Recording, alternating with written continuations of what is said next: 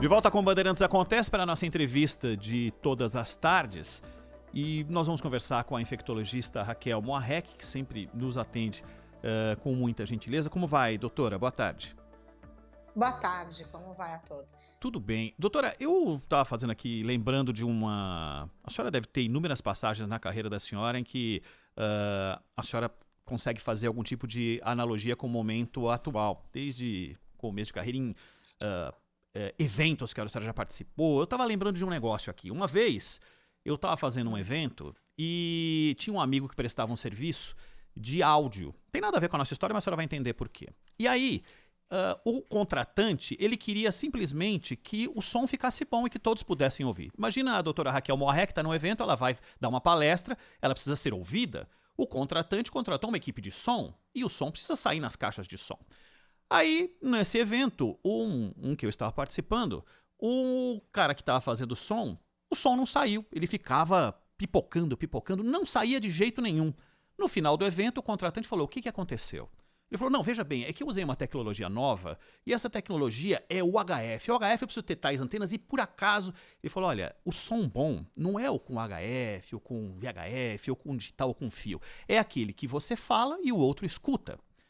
Quando prometeram, lá no começo do ano, que nós teríamos vacinas, todo o trâmite, a partir do mês de fevereiro, que compraria da AstraZeneca, que seria via Fiocruz, e que o governo de São Paulo investiria na produção de uma vacina local, numa parceria com a China, que viria a vacina da Janssen, que teria uma dose só e que a segunda dose seria depois, prometeram para 90 dias para algumas vacinas, nos outros lugares era um prazo muito menor, mas prometeram que teria a vacina à disposição.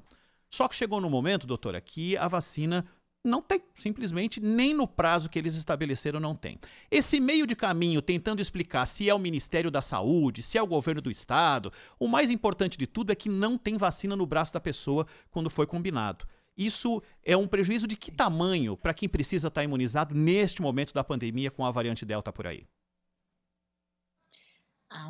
O prejuízo é grave. Vamos dizer o seguinte: nós estamos já atrasados nessa vacinação em relação a vários países e por falta de logística de aquisição de vacina para a nossa população, tá? Vamos fazer um exemplo paralelo, em 2009 nós tivemos o H1N1 e a gente vacinou em 8 meses a população brasileira como um todo. Então nós temos um programa nacional de imunização competente, rápido, há mais de 30 anos, que tem e consegue fazer a imunização se tivermos a vacina. Então, eu acho que a compra, nós estamos numa pandemia, difícil compra, nós estamos na logísticas de fazer a sua manutenção, a sua produção, a gente já sabe e isso é esperado, não só aqui, como o resto do mundo. Só que temos que ter a vacina para que a população não perca a chance de se imunizar rapidamente, já que estamos naquele delay da segunda onda e não querendo entrar numa terceira onda. Zaidan. Doutora Raquel, boa tarde.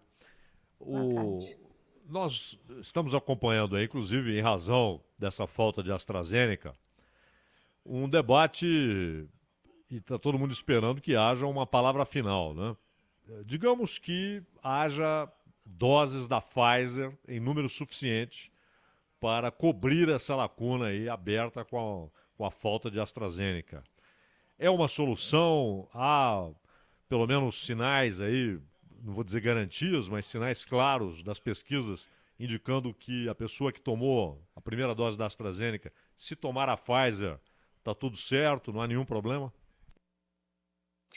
Olha, a vacinação completa é vacinação realizada nas 2 doses, principalmente quando é Pfizer ou AstraZeneca, que elas são as 2 doses. Quando você faz metade e metade de outra, teve país, né, no mundo que fez isso por falta de uma ou de outra, tá? É um prejuízo porque você faz um vetor viral e depois você faz uma de RNA. Então, você não completa a imunização e você não completa a outra imunização. Então, o ideal é fazer completamente uma vacina para depois ir para uma terceira dose ou analisar a necessidade de uma terceira dose.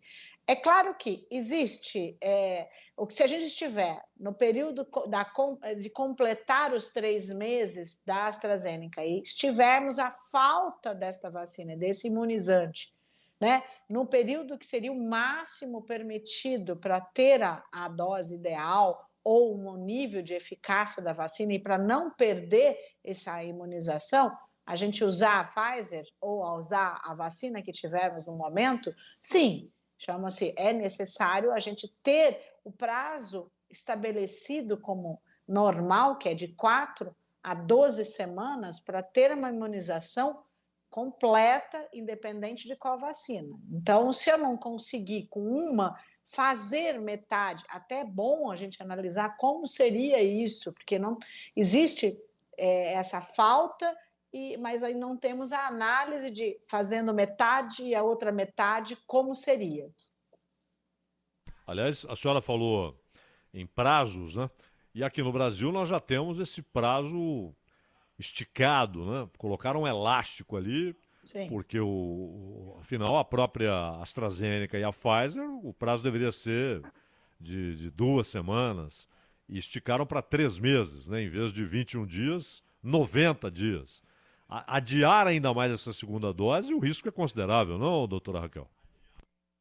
Então, a resposta ao imunizante com mais de 12 semanas, a gente não tem essa discussão.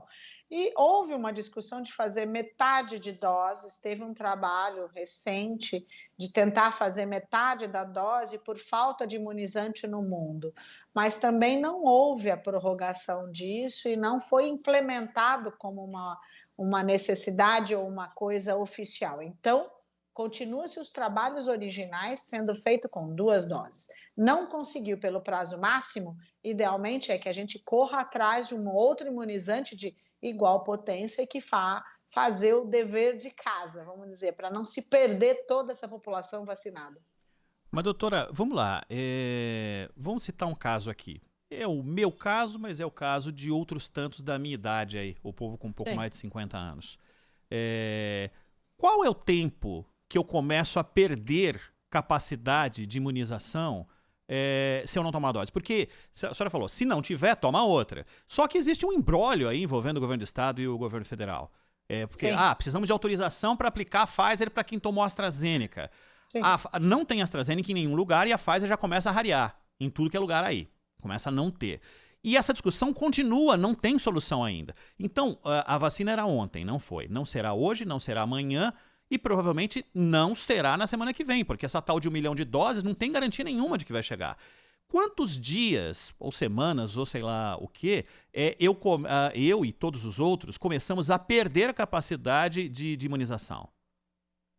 Então, não tem um trabalho definido quanto tempo. Existe trabalho definido a partir da segunda dose.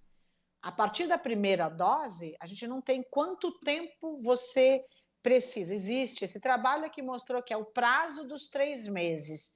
Acima desse prazo, quanto tempo você tem resposta sustentada, isso não tem um trabalho ainda definido. A gente tem no prazo dos 3 meses, que seria o estica, que nem você falou aí, no prazo ideal. É claro que variando 5, 10 dias ou mais ou menos, existe trabalho mostrando que quem tomou a primeira dose e teve Covid pode ter uma resposta sustentada maior, podendo variar esse prazo. Mas um número exato, não. A gente não tem um número exato de quem poderia esticar por um prazo maior ou mais longo se tiver tido Covid no meio do caminho da vacina. Doutora Raquel, ontem a Agência Europeia de Medicamentos manifestou publicamente preocupação com essa variante que tudo indica apareceu pela primeira vez na Colômbia, a MU, e traz inclusive eles dizem que há uma preocupação também com uma que surgiu no Peru e essa que surgiu na Colômbia, a MU. E o que eles dizem é que a MU pode ser potencialmente mais preocupante, porque pode, eles não estão afirmando que é, mas pode apresentar um possível risco de imunoevasão, ou seja, resistência às vacinas. Aqui no Brasil, nós temos já algum estudo avançado a respeito dessa variante e as preocupações que ela traz? Então, ela já foi isolada no sul de Minas e nós já temos ela presente de 13 a 17% de vários, não só lá, em alguns outros locais. Saiu agora o trabalho, um japonês, mostrando que ela é 18 vezes maior a chance de resistência e resposta mais baixa à vacina, além de ter uma transmissão alta e um pouquinho mais grave, vamos dizer. Então, ela já se mostra de atenção e está presente. Como que a gente combate variações ou variantes ou mutações, né, ou qualquer um nome que a gente der para essa adaptação desse vírus? É vacina. Então, a gente precisa, neste prazo, onde vem várias mutações, vários nomes diferentes, né, dessas variantes, e levando a uma necessidade para diminuir transmissão através da vacina. Então, só a vacina vai diminuir pela quantidade a transmissão e, no momento, mortalidade e internação. Doutora, a partir do Ministério da Saúde, houve orientação para que a terceira dose não fosse de Coronavac para o público que está tomando agora, são o público mais idoso, né? Essa dose de reforço. A senhora corrobora com essa tese do Ministério da Saúde, essa determinação do Ministério da Saúde que deveria ter sido aplicado um outro imunizante? Então, é que no Brasil foi feito várias vacinas, nós temos 4 imunizantes no país.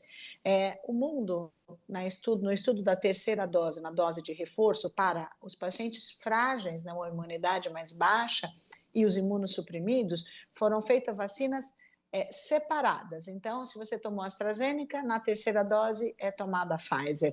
O único que fez trabalho com a terceira dose, mantendo seria a mesma grupo de imunizante, é a Pfizer, que tem vários trabalhos em várias faixas etárias e mostrando a sua resposta na terceira dose adequada. A Anvisa colocou como a primeira vacina de escolha. É claro que não tem a primeira, não tem a segunda, que é a AstraZeneca. A gente fazer a Coronavac também é uma forma. Se você me perguntar, idealmente, eu gosto de trocar a classe de imunizante. Então, eu saio de um RNA, ou eu permaneço num vírus inativo, por um vetor viral, por um RNA. Então, é claro que se você variar, você dá maior chance para esse idoso ter uma resposta imunológica sustentada melhor contra o vírus. Então, essa é a conversa no resto do mundo. Doutora, num processo de erro e acerto e de descoberta no meio da pandemia, em que num mesmo ano um grupo importante de imunizados terão 3 doses de vacina, pensando em 2022 e nisso que a senhora mesma está falando das variantes que vão surgindo. A senhora entende que o ano de 2022, tivesse que, não dá para cravar, mas enfim, se a senhora pudesse dizer algo para a gente, nós vamos ter uma dose de reforço em 2022 ou um processo parecido com o que aconteceu em 2021, com 2 ou 3 doses de imunizantes? Então, nós estamos ainda no término de fazer, nós estamos com a vacinação não completa na população. Então, nós precisamos vacinar acima de 80% a 86% da população. Se a gente pensar no esquema, no Programa Nacional de Imunização, a entrada da vacina como um todo, ela teria que ser anual. Se a vacina é feita em 2 tempos, ela vai ter que continuar sendo feita em 2 tempos. Idealmente, no mínimo 3 a 4 semanas, para ser feito o mais rápido possível e não esperar esse prazo longo que nós estamos tendo este ano. Então, sim, vai ser vacina, provavelmente no Programa Nacional de Imunização, vai ter que ter vacina ou revacinação, provavelmente o ano que vem, para toda a população como um todo, e tocando de caixa a população que ainda não tomou esse ano. Então, sim, para a gente diminuir transmissão, eu tenho que ter a população. Você viu que na Olimpíada 60% de pacientes vacinados no Japão não segurou, em Israel 70% não segurou a replicação nova da Delta. Então, a gente já mostra que 70% é baixo ainda, 80% talvez a gente segure transmissão, idealmente acima de 86%, que é onde a gente tem no programa do mundo em relação à vacina, é a melhor resposta que a gente consegue. Doutora, quando a gente conversou no começo do ano aqui com a senhora no começo da imunização, se tiver que fazer um paralelo com o dia de hoje, a senhora está mais otimista, menos otimista do que esperava estar no mês de setembro, quase na metade do mês de setembro, ou dentro de um processo normal de observação do que está acontecendo? Eu gostaria de estar com a população nossa, até setembro, outubro, com mais de 70%, 80% vacinados. 70% no mínimo, de segurança para nós, porque as variantes elas estão aí. E a gente está começando a ter uma abertura completa da população. E eu acho que o que a gente precisa entender é que vai continuar o uso de máscara. Enquanto nós tivermos a população não toda vacinada, a gente não vai conseguir tirar essa máscara no dia a dia. Então, precisamos correr com a vacinação. Isso é o que eu ainda sinto. Doutora Raquel Morrec, infectologista da Rede D'Or. Doutora, muitíssimo obrigado, um ótimo fim de semana. Obrigado pela atenção aqui com o Bandeirantes Acontece, da Rádio Bandeirantes, tá bom? Obrigada a todos aí.